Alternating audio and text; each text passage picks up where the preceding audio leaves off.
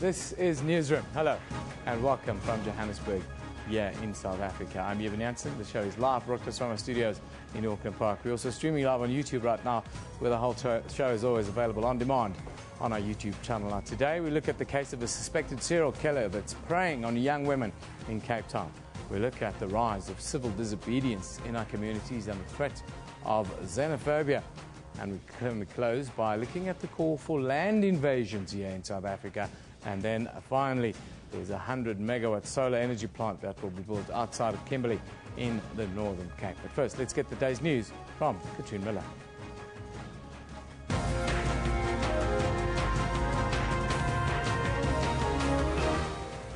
Well, hello and welcome to Newsroom. I'm Katrine Miller, and let's just take a look at those stories making headlines this morning. Gauteng police say they have launched a manhunt for suspects involved in the murder of two people in Langlaagte in Johannesburg last night. The two men were shot dead during looting in the area. Police have confirmed that a group of locals looted a foreign-owned spaza shop and then set another building alight. Meanwhile, over 90 people are expected to appear in the Kagiso Magistrates Court today in connection with crimes committed during the past week of looting that started in Soweto. Meanwhile, tensions are still running high in Malamulele, Limpopo, as residents have again barricaded roads in the area for a third week running. They have decided to resume their shutdown of services, which was temporarily suspended for a meeting with government ministers yesterday. A high-profile delegation of ministers led by Cooperative Governance Minister Pravin Gordhan failed to convince the residents to abandon the shutdown as they demand their own municipality separate from Thulamela. The Municipal Demarcation Board is set to announce its findings on Malamulele this week. And meanwhile, in Mpumalanga, the ANC has denounced the violence that erupted ahead of a memorial lecture in Kanyamazane yesterday. Stones were thrown as ANC and SA Communist Party supporters clashed. It's alleged that ANC supporters were bussed in to disrupt the lecture after they heard that former ANC Treasurer General and ex-Mpumalanga Premier Matthews Phosa was scheduled to deliver the address. Last year, Phosa released a document accusing ANC Provincial Chair and current Mpumalanga Premier David Mabuza of being an apartheid-era spy, claims which now seem to have been discredited. The long-awaited trial of Cypriot national George Luca is expected to start today in the High Court sitting at the Palm Ridge Magistrates Court on Gauteng's East Rand. Luca, who had been moved to a place of safety, had appeared at his previous court via CCTV for his own security, is accused of killing teaser strip club boss Lolly Jackson in 2010. Luca was extradited from Cyprus last year to stand trial for the murder. He fled the country after Jackson was shot. Suspended head of the Hawks, Lieutenant General Anwar Dramat, will not be returning to work today. This after Police Minister Nathi Nhleko filed an appeal application against the decision by the High Court in Pretoria to set aside the suspension. Last week, the court ruled that the suspension was unlawful because the minister did not have unilateral powers to make such a move. The application to challenge the suspension was brought by the Helen Suzman Foundation. Dramat was suspended last month in connection with the illegal rendition of Zimbabwean suspects in 2010. And the West Indies have saved a series whitewash after defeating South Africa in the fourth one-day international at St. George's Park in Port Elizabeth. A knock of 64 runs from 40 balls by Andre Russell helped the West Indies chase down a victory target of 263 with 1 wicket left and 9 balls to spare in the innings. I'll remember all those top stories and more are all available on our Newsroom Facebook page. You can then also keep up to date on Twitter at SABC Newsroom. Evan, back to you. Thanks, Katrine. Now, last week, a Gugulethu man was formally charged with one of a spate of murders near the Century City train station in Cape Town. So far, the bodies of 6 women have been found naked and buried in shallow graves near the city train station. This year is over 20 years since the former Mitchells Plain school teacher was sentenced to 25 years for murder and 10 years for kidnapping. Norman Afzal Simons, who became known as the Station Strangler, is still viewed as one of the most dangerous serial killers to have walked the streets after the decomposed bodies of 22 boys were found across the Cape Flats between 1986 and 1994. Simons is due for parole this year and could be a free man. But to give us the latest around the story of the suspected Century City serial killer is our own Newsroom producer, Anine Dormal, who joins us from Century City train station in Cape Town. Very good morning to you, Anine. Good morning, Evan. Anina, I understand you have a guest with you. Please just set the scene for us before you do the interview.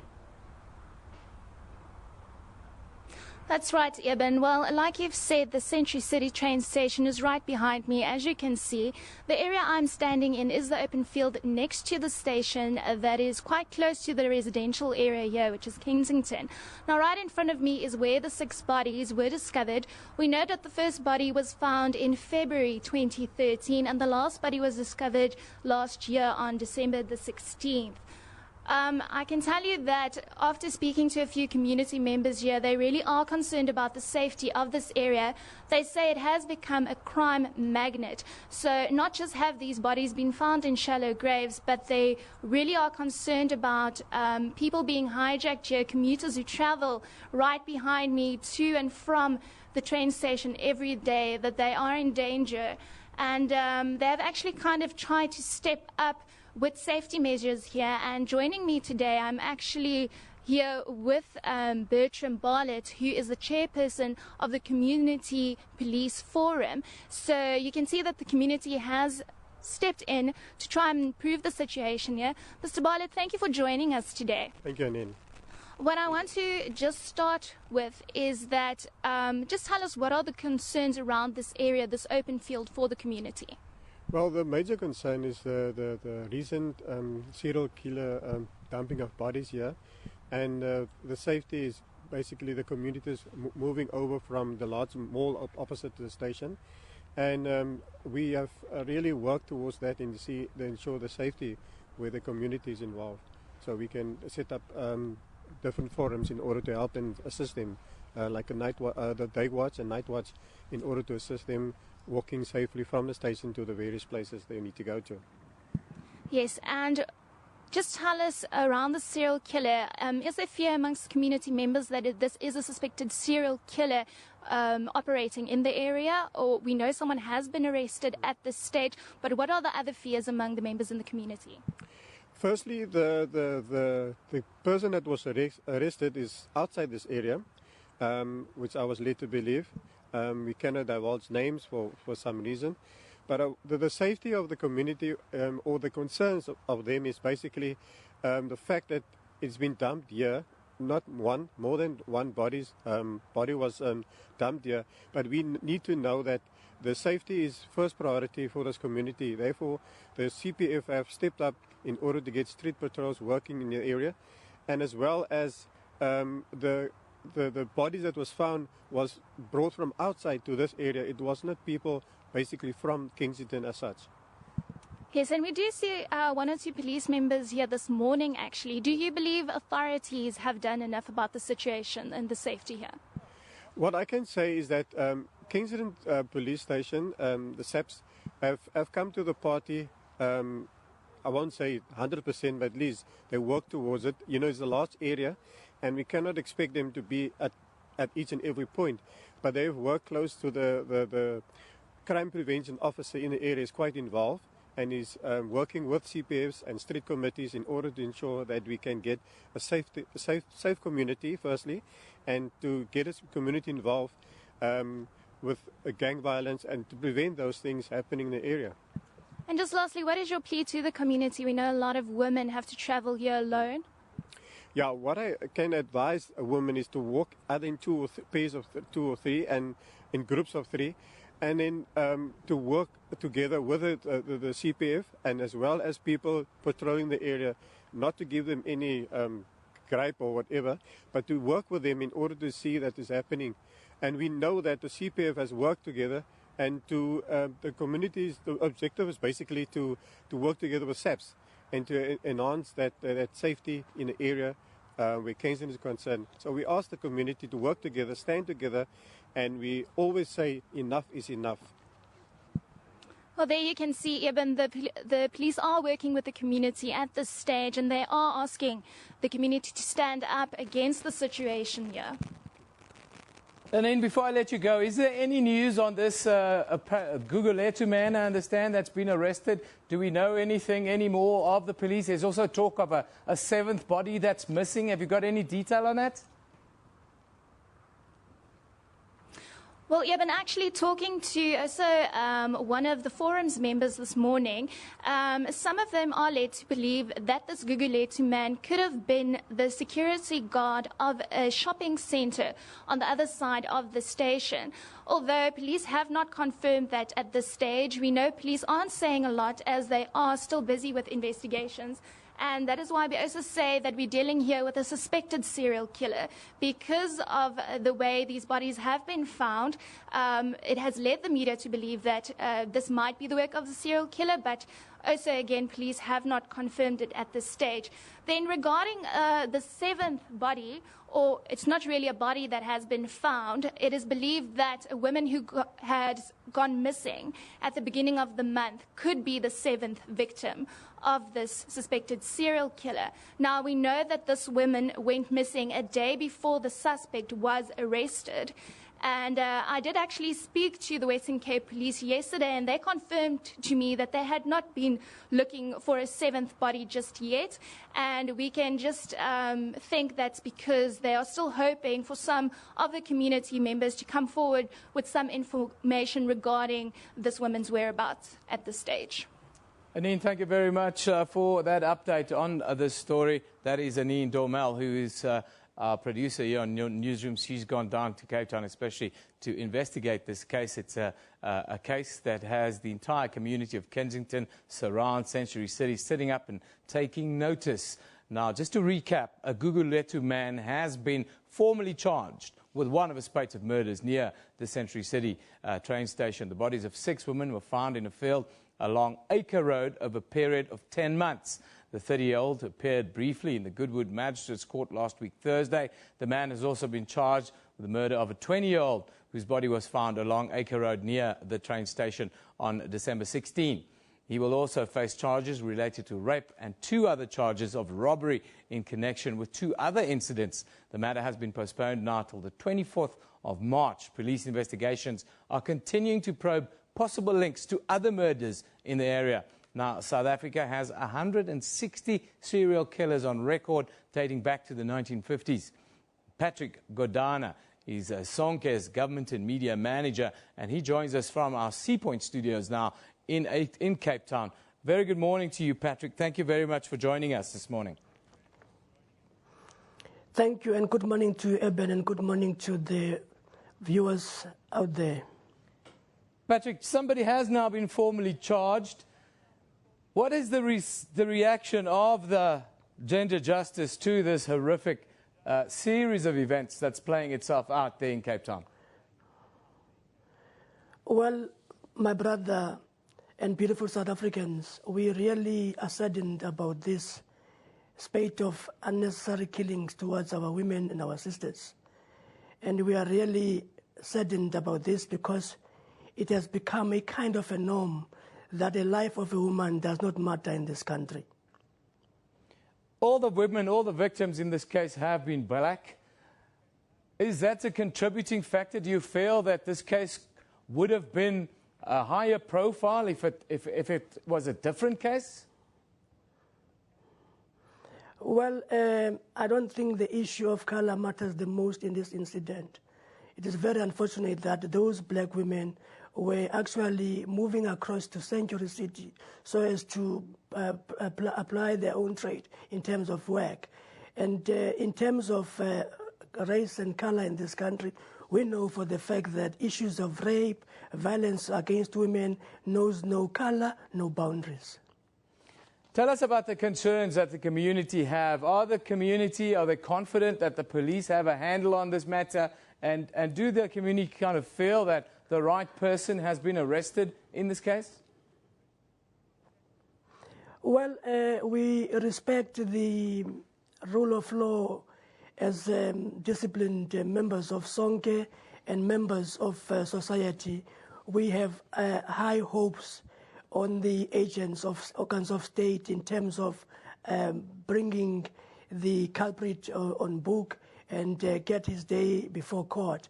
But I must take this opportunity to say to you, as civil society in South Africa, across the length and breadth of our country, we have said it even before the 16 days of no violence against women last year.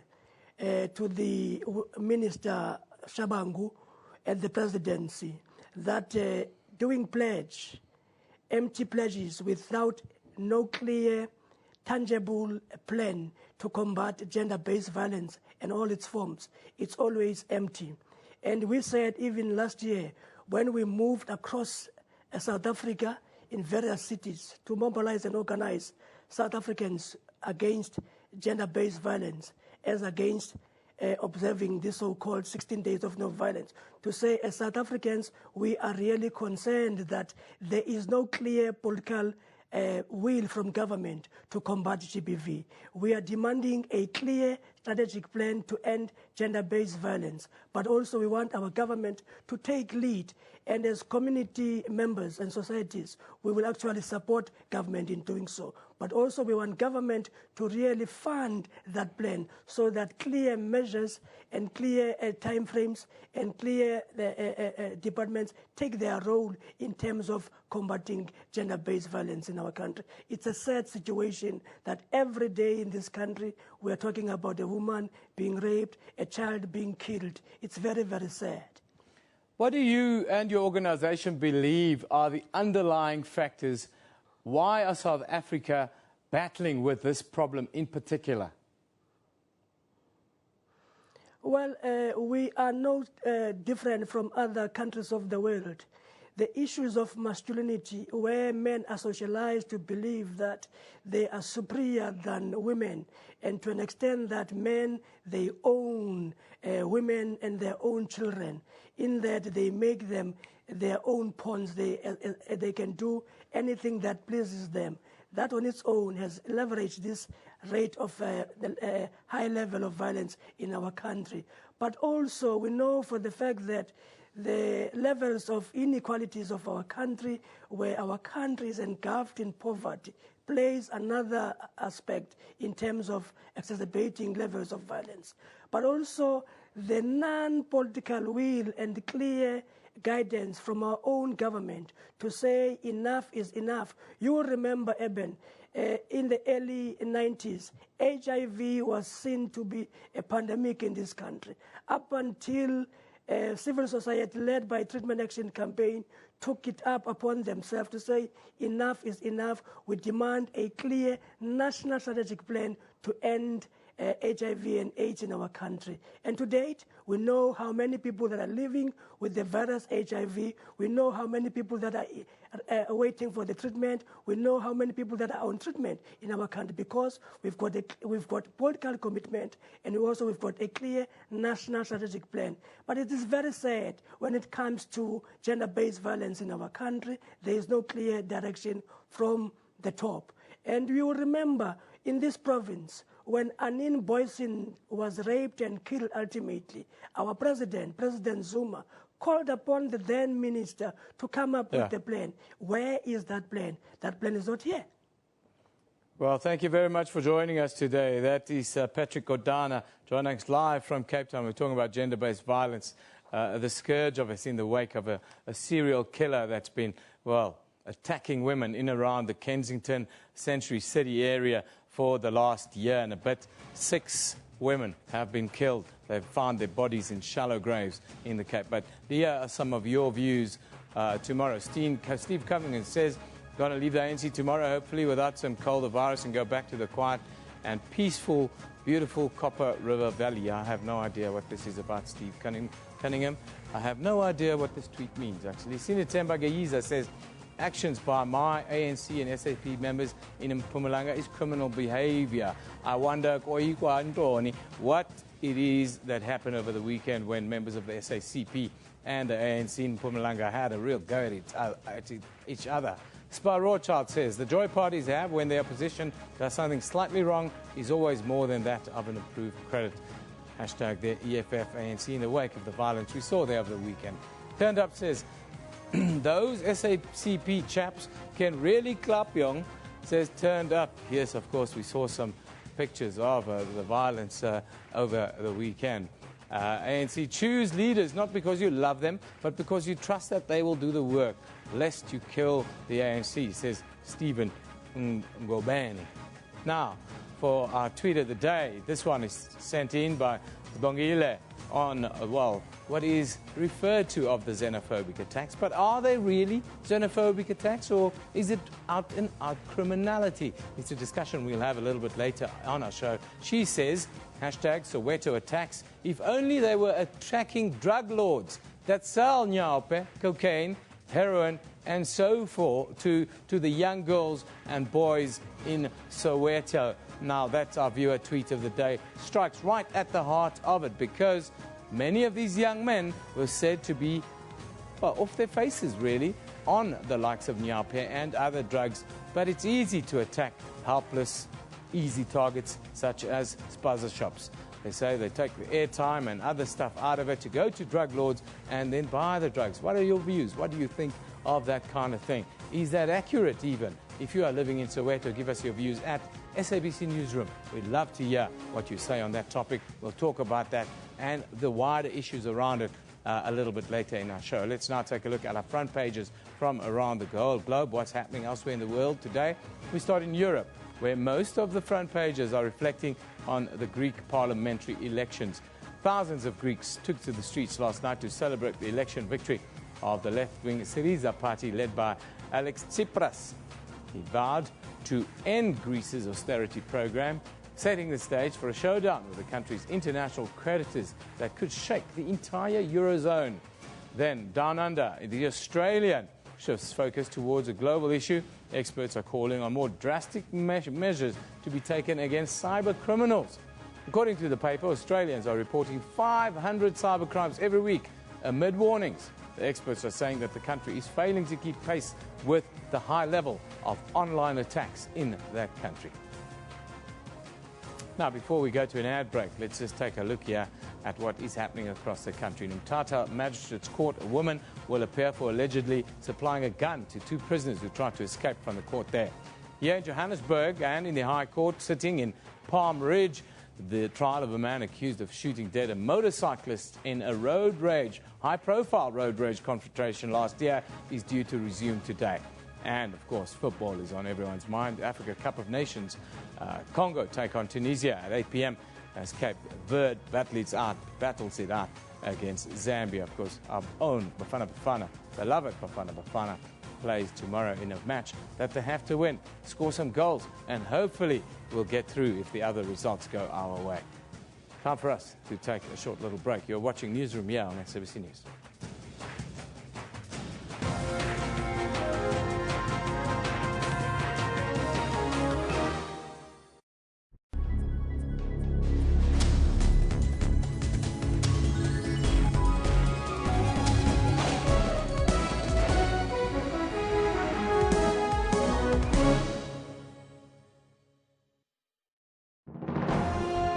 Zoom into Africa.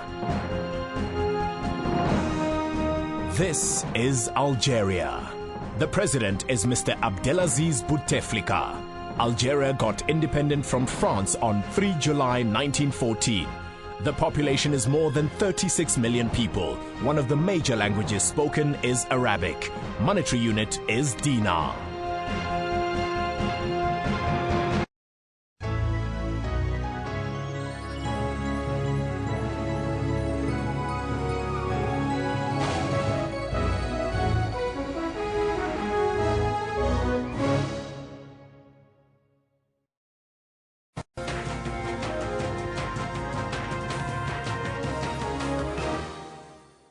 Welcome back. This is Newsroom. Over 90 people are expected to appear in the Kagiso Magistrates Court today in connection with crimes committed during the past week of looting in and around Soweto. The country was again shocked by looting of shops and eruptions of violence. The unrest started after a Somali shopkeeper allegedly shot dead a 14-year-old boy a week ago. The incident sparked a wave of what some are calling xenophobic attacks. Are they? Many are steering clear of labouring the unrest xenophobia, blaming lack of parenting, education and even good governance as the reasons behind the violence. Now, joining us today is Professor Chris Landsberg, Chair of African Diplomacy and Foreign Policy at the University of Johannesburg. Very good morning, Professor. Thank you for joining us. Thanks for having me. I would love to know how you view the eruption of what has happened in Soweto. It's easy to call it xenophobia if you want to label stuff, but it's much, much deeper than that, wouldn't you say? Look, first of all, I think we're in denial on the issue about xenophobia, or let's call it more appropriately. I listened to some of the interviews this morning and over the weekend, and I'm glad to hear that people are now appropriating a concept that some of us have put out there. It's Afrophobia. It's actually hatred of black Africans from north of the Limpopo. They are the victims, and they've been the victims for the past decade. You know, Eben, it's very interesting. I mean, I listened to your excellent interview about this terrible spate of murders of women in Cape Town at the moment. It was an excellent interview. We can take every single word and phrase and question you've asked and replace rape and murder of women with xenophobia. So what's the issue here? South Africa is on the brink of a very serious social crisis, but it doesn't mean that xenophobia is not an element of that social crisis and social violence. I think those are the two issues. So it's not an either or. It's not good governance, lack of services versus xenophobia. It's both, but I don't think we should be in denial about the fact that it's black Africans that are being targeted. No, it's easy for all of us to pigeonhole stuff and put things in a box because I think that makes us all sleep a little bit better at night. But what about issues that tie in with that? You talk about the crisis we're having as a country. What about the parenting that I touched on? What about the drugs amongst youth? If you see it's 14, 15-year-old kids that are being put in the back of that police van there that's going in. Surely that's not because there's a lack of opportunity or because there's unemployment. That's criminality and a scenario where kids are allowed to roam the streets freely by their parents. At the risk of sounding contradictory here, it is criminality, but I don't think we should criminalize the criminals. Remember what I'm saying to you. If you have communities, typically black communities, where you have unemployment rates of 60%, 40%, people loitering around all day, these things are playing themselves out, gangsterism, drug abuse, abuse of women, rape. And let's just take, for example, that interesting tweet about those guys from the SABC and Klappe. Yeah. You know what that's symptomatic of? We have a culture of violence to resort problems in our society. Yeah. And this stems from how we try to undo an old system. But I agree with you. Parenting and all these are issues. But I'm saying again to you, Eben, for me, it's not elections on time. It's not a democratic crisis. That's not what South Africa should really worry about. Yeah. There is a social crisis of education, of unemployment, and so on. But let me now just pose one typical question out there related to xenophobia. How can you accuse foreigners of stealing something that doesn't exist? Yes. They're accused of stealing jobs.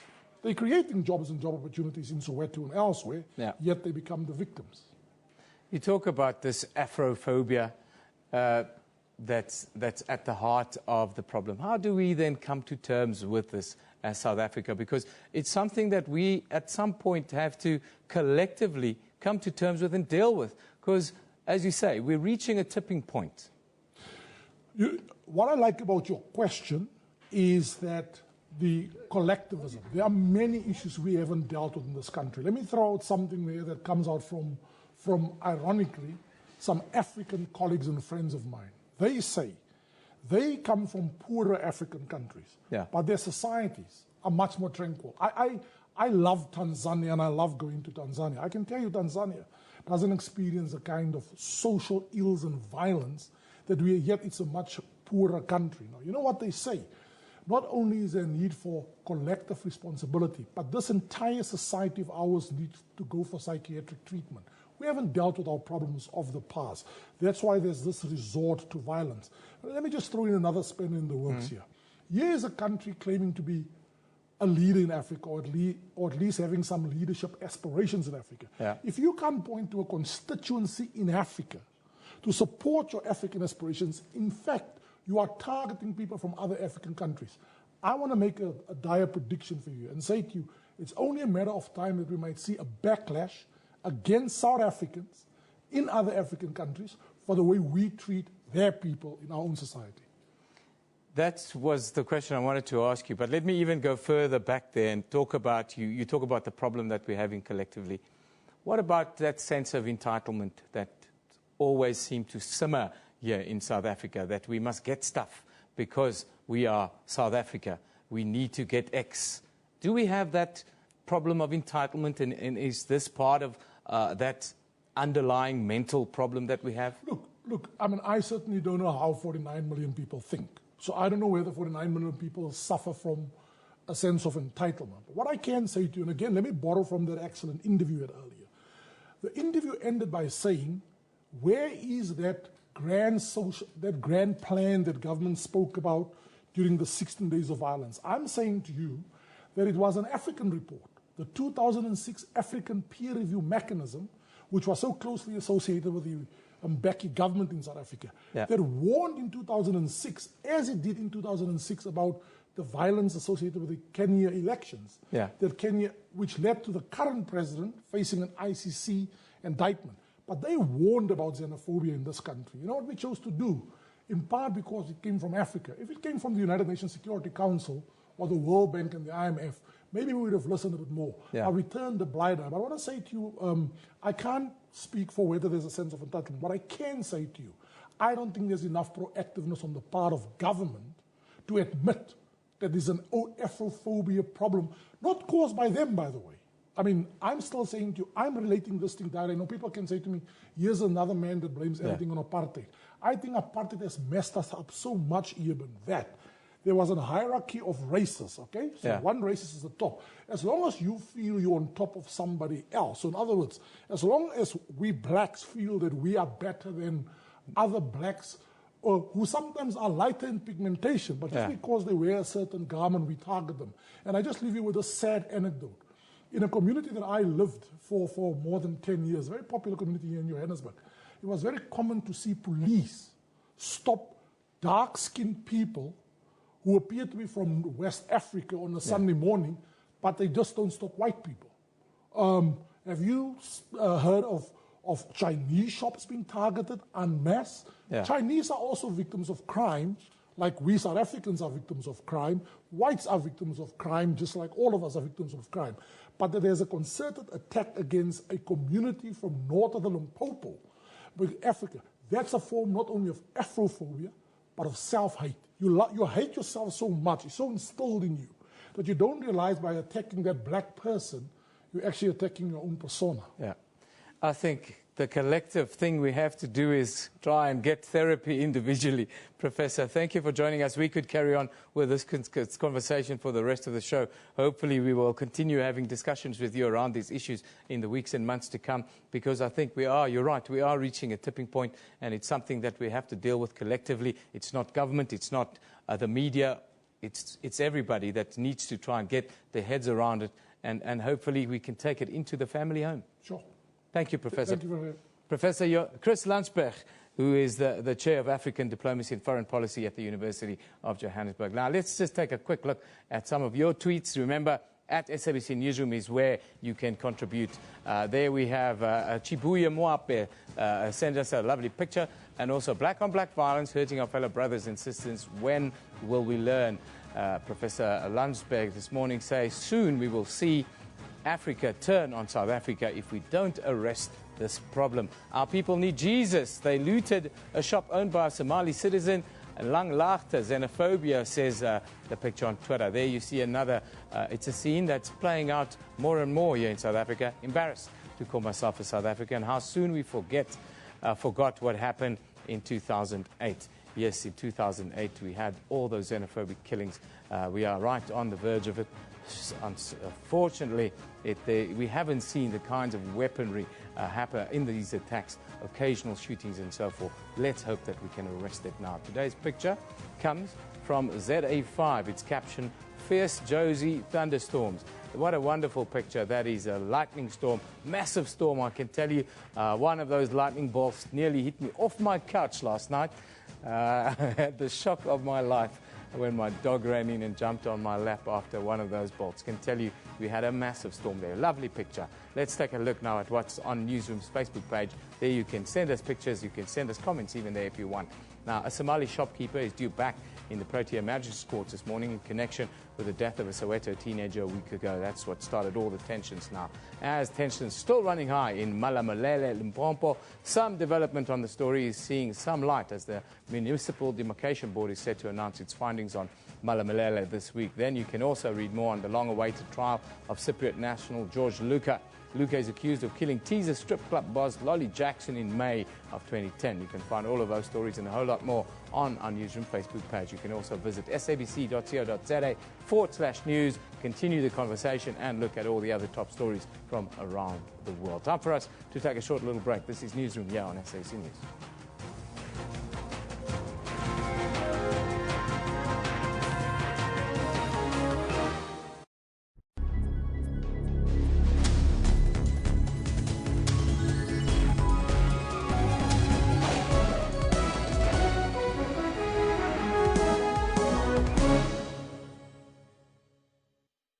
Hi people, we are getting there, and thanks to you, Pati is set to become our country's 12th official language. Here's today's word. Substitute, replacing a drinking buddy with somebody more fun. That has gone out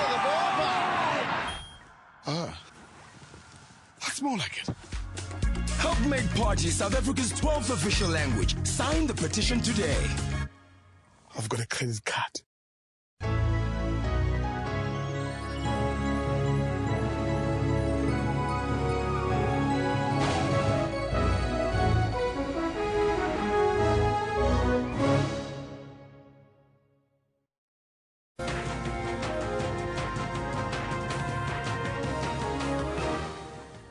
Well, hello and welcome back here with Newsroom on SABC News. Let's just take a look at those top stories this morning.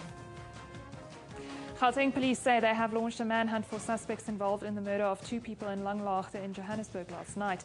The two men were shot dead during looting in the area. Police have confirmed that a group of locals looted a foreign-owned spaza shop and then set another building alight.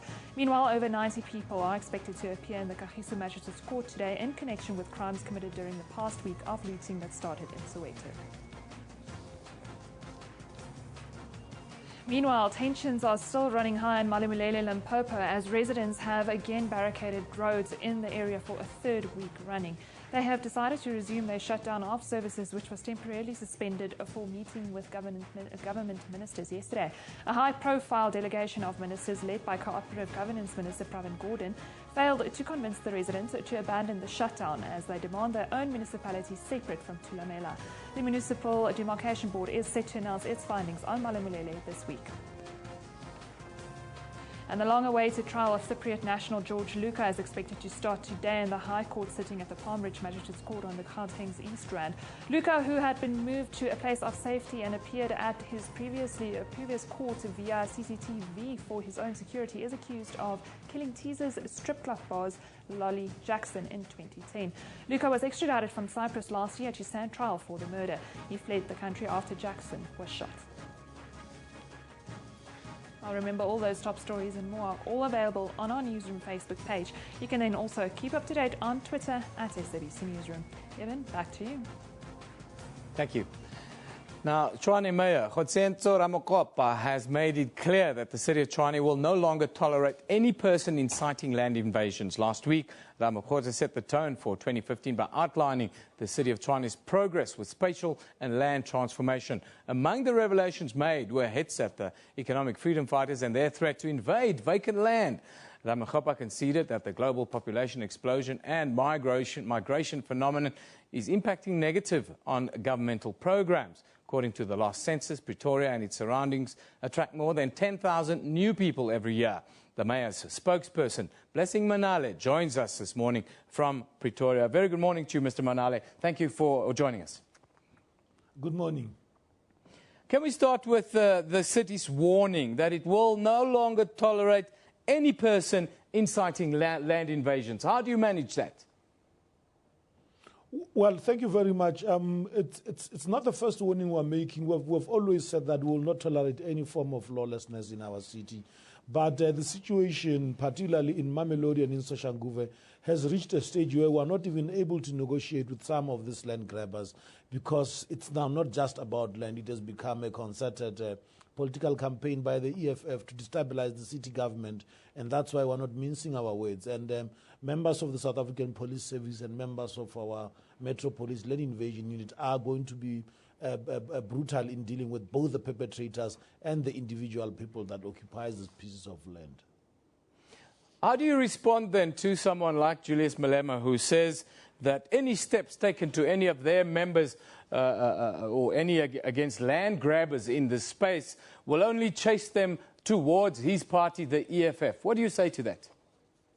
Well, it is not. I think that he's undermining the intelligence of our people.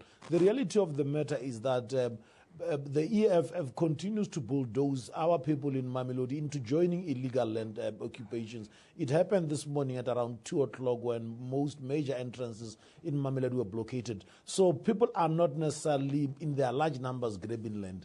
The reality of the matter is that a minor land grab creates a state of chaos, and that's what Julius is aiming for.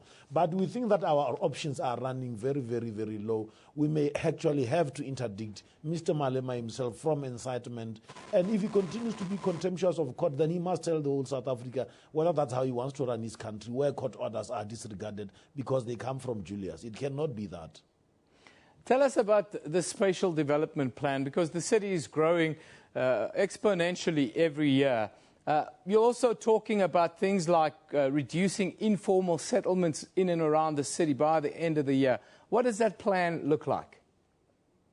Well, we've got a major spatial reconfiguration program in Tswane called Reaga Tswane, which means we are rebuilding the capital, and it's aimed at doing two things: looking into informal settlement and making sure that they are serviced in terms of sewerage, in terms of water, in terms of high mast lighting, in terms of telecommunications. So that is those areas that we had allowed to grow. They never got service to our servicing them. In other areas, you've got people who have stayed in areas without title deeds, without the proper development plans. That's also the other part of the Reaga Tswane. The third element is a very massive campaign to trade off the abundance of city land that is currently sitting in strategic land parcels and is not being economically or socially used. We are, over the next 2-3 months, will be selling off about 81 pieces of land, targeting about R1 billion in income, to use that money to accelerate the service delivery. So I want to also talk about infrastructure development a little bit, and roads in particular in and around the city. What's the latest approach with regards to iron out the kinds of frustration you've had there with refurbishment? Well, thanks. Indeed, yes. The other element of our spatial reconfiguration is obviously economic infrastructure, and roads and telecoms are a critical part of that infrastructure. What we have been doing as a city of Tswane is that we have launched a campaign, a program called Operation Reclaim, which was to make our streets accessible to pedestrians, to cyclists, to buses, to public transport, as well as to individual car users. And that program, despite the frustrations that there were delays with the contractors, the city is looking better. And I think that every day people are beginning to breathe in some sigh of relief as they're seeing that the roads are getting wider, cleaner, much more safer. And then on the other element is our major infrastructure program in strategic economic infrastructure. What we are beginning to call as the government boulevard is basically what would be a precinct of major government departments in the capital city. It has started on Mandela Drive, on Salvecorp. We're looking into expanding the city in the eastern side, and that's why we're speaking of mega programs like the main lane node. But ultimately, we think that a new city, full city must grow up in the area, and we're basically saying that we need to revitalize the belt, the part of the corridor from Brokonspruit into the city, including the northern part of the city, which is Hammanskraal, to make sure that there is no congestion and everyone else can benefit from the economies wherever they are. Thank you very much for joining us today. We're talking about, well, land invasions, infrastructure in the capital and the like. That is the mayoral spokesperson in the city of Tshwane, Mr. Blessing Manale, who joined us live from our studio in the capital. Now, the Department of Energy has announced another solar plant, power plant that is, to be built in the Northern Cape province. The Redstone solar power plant is going to be the cheapest solar thermal. The plant will add to the 5 already existing solar power plants that are in the province. Now, to tell us more about the Redstone plant and these latest developments, we are joined in Kimberley by our very own man who sits in front of the big hole this morning, Ulrich Hendricks. Good morning, Ulrich. Hi, good morning, Evan, and good morning to this sunny Northern Cape, where the more than average sunny days that we are getting in the province, coupled with all these vast open spaces, are putting us in good stead to actually get all these renewable energy projects. The latest one, obviously, Redstone in the Postmasburg area. Colleagues of mine went there over the weekend to just chat to the locals who were very excited, number one, about the possibility of job opportunities that's going to come with this massive project. And then obviously as well, with load shedding, Elcom is telling us that load shedding will be with us for a couple of years still, that this will contribute to lessening load shedding within our area, obviously the whole South Africa as well. What about the importance for the communities of this kind of plant? Is it a sort of low-impact scenario, or will we see a lot of job opportunities and new opportunities emerge for the people of the area? Well, number one, it's going to be quite labor-intensive building the park. So we're looking at about 800 direct jobs for the local area that will be created. And then we're talking about a couple of thousand, some estimates that I've seen is 4,000 that they're looking at indirect jobs in the supply chain, in manufacturing components that they need for the solar plant to basically operate. After the construction phase is between 60 and 80 jobs for people that will have to maintain the solar plant, to optimally give electricity day and night. And another interesting thing about this Redstone solar park is that it will be able to supply electricity day and night. It is being the sun is used as a catalyst to generate the electricity. Also, it's one of the first plants to basically use salt as a catalyst to basically get the whole process going. But it will be able to store electricity for an additional 12 hours, so it will be able to supply during the day and then also store electricity throughout the night.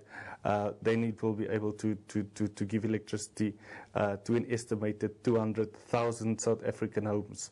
That is what they're saying that they'll be able to generate.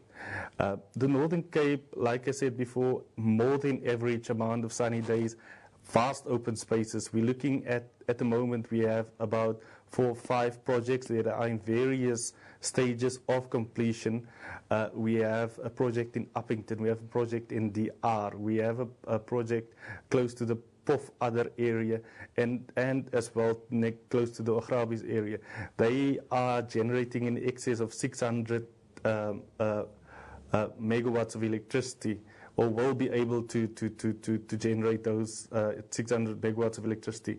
Now, just to put that in context, when Eskom initiates for load shedding, stage 1 load shedding, 1,000 megawatts of energy or electricity is taken from, we need to save 1,000 megawatts of electricity from the national grid. So that's at least 650 that will be contributed to the electricity. That's just power producers or clean power producers within the Northern Cape. Just quickly, Ulrich, when does this plant, how long is it going to take to construct, and when can we expect it to plug into the national grid? They're looking at plugging in and lighting up by early 2018, so that will be at about 3 years. If things go well, they said that it might be earlier, but we're looking at early 2018. Evan. Ulrich, thank you very much for that update. Coming to you live from Kimberley, that is Ulrich Hendricks, a man who's got his pulse on what is happening in the Northern Cape. Of course, you can also follow Ulrich on Twitter. Ulrich is always tweeting about what's going on in the world. If you've got some news in the Northern Cape that you want to, get out, contact Ulrich. You know, follow him on Twitter. He's a guy that knows what's going on there. That's where we will wrap today's proceedings. Newsroom, of course, broadcast live from our studios here in Auckland Park, Johannesburg, every weekday morning between 9 and 10 a.m. The show repeats at 2 in the afternoon, that very afternoon, with a complete rebroadcast in the following morning at 5 a.m. We also stream live on YouTube, of course, in the morning, with our show, of course, available on demand on our YouTube channel pretty much all of the time. This is SABC News. You have been watching Newsroom. We love it in the morning.